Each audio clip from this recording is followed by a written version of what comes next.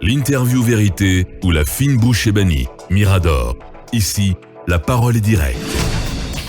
À quand le démarrage effectif des 3 ans de transition annoncés par les militaires au pouvoir? La question reste posée près de 10 mois après le renversement du président Alpha Condé. Le CNRD et le gouvernement sont sur tous les fronts alors que de nombreux acteurs souhaitent un retour rapide à l'ordre constitutionnel. De toute évidence, les deux camps n'ont pas les mêmes priorités et le fossé s'est creusé davantage ces derniers mois sur fond de suspicion.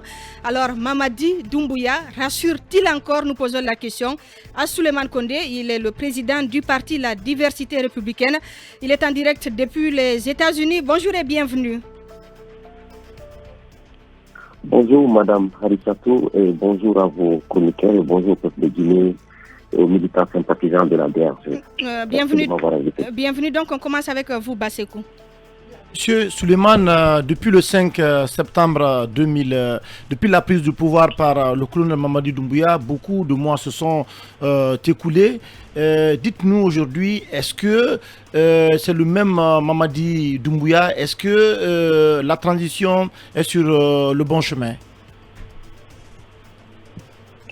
Merci monsieur et bonjour.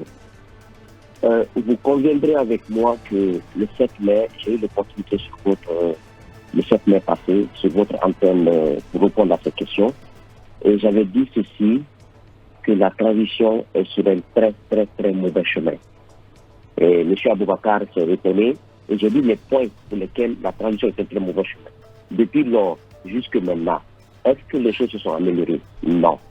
Est-ce que la gente au pouvoir a changé de comportement? Non. Et j'ai dit ici que les 39 mois proposés par la junte, elle est évasive. Parce qu'il n'y a pas de date de commencement, ni quand ça va finir.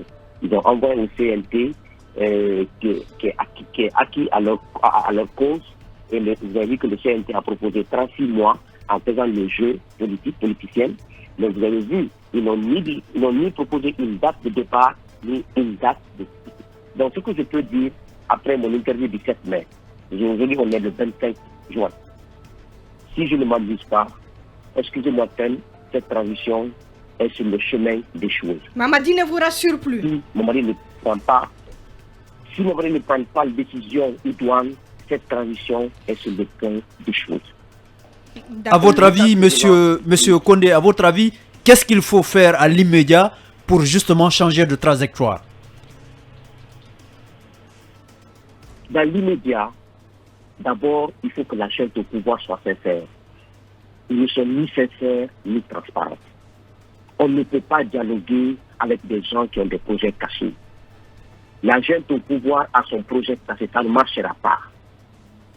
Tant que cette gente n'est pas transparente, tant qu'elle n'est pas sincère avec le peuple de Guinée, tant qu'elle ne met pas de côté sur l'agenda caché qu'ils ont inculqué dans leur tête depuis qu'ils sont venus au pouvoir, cette gente, on va faire 1000 dialogues, ça ne marchera pas. On a vu quand même que les lignes commencent à bouger, monsieur Condé. C'est quoi cet agenda selon vous? C'est quoi cet agenda?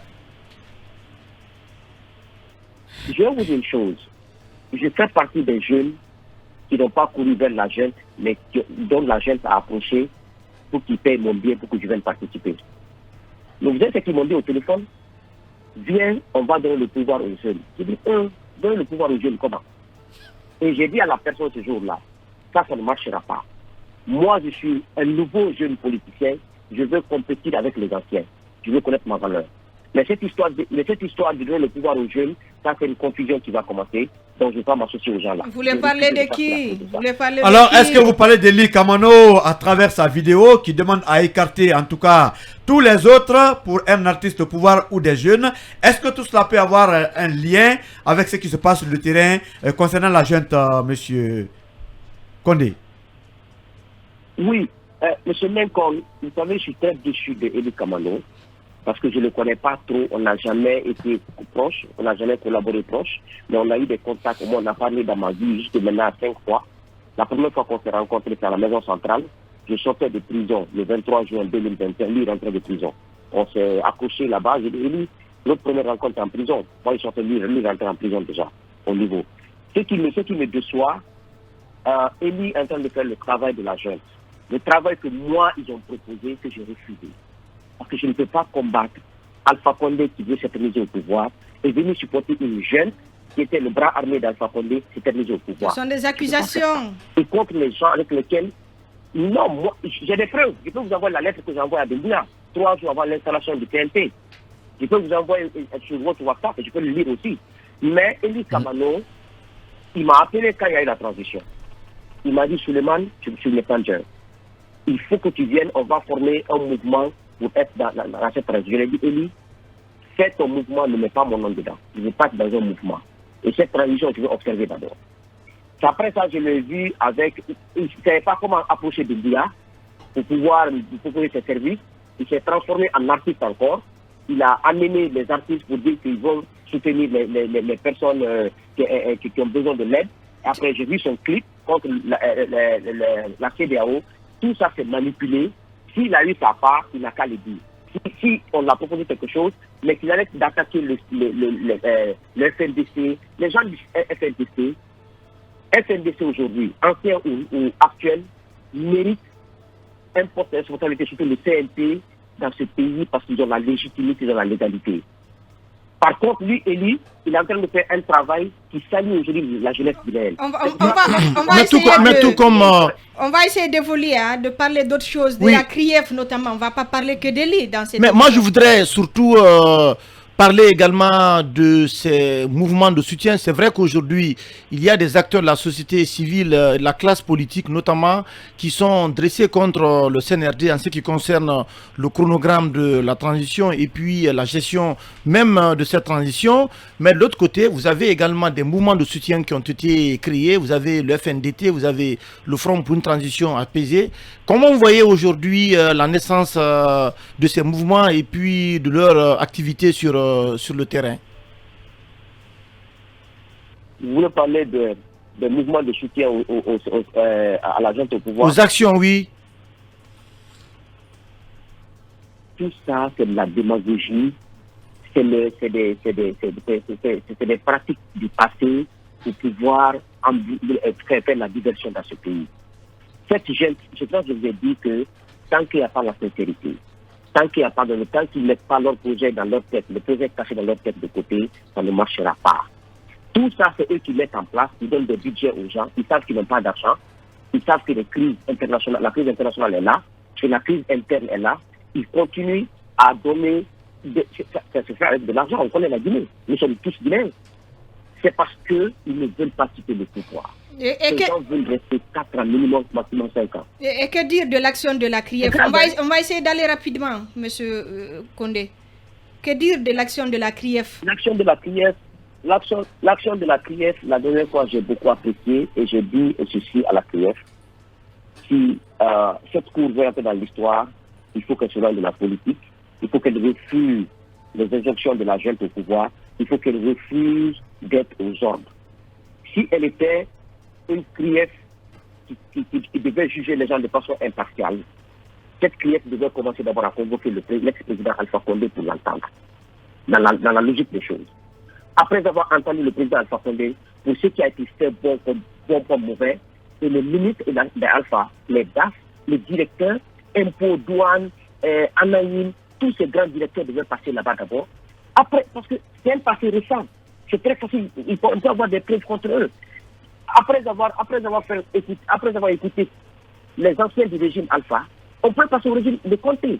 Mais on prend 4-5 membres ou 6 membres du régime de Alpha, on sort là-bas, on vient au régime de Alpha Conté, et la personne qu'on indique que c'est le Dalais. Mais attendez, moi je ne dis pas que celui-là ne doit pas aller devant la CRIEF, mais il faut aller de façon logique, cohérente. Après le régime d'Alpha, on doit le régime de là. Mais aller directement comment il s'appelle, à celui d'Alain, ça veut dire que... Vous pensez que c'est une manœuvre visant à l'écarter? Dans ma logique, si j'étais le président de la CRIEF ou le procureur de la CRIEF, je m'occuperais d'abord d'un passé récent, Alpha Condé et tous ses gouvernants.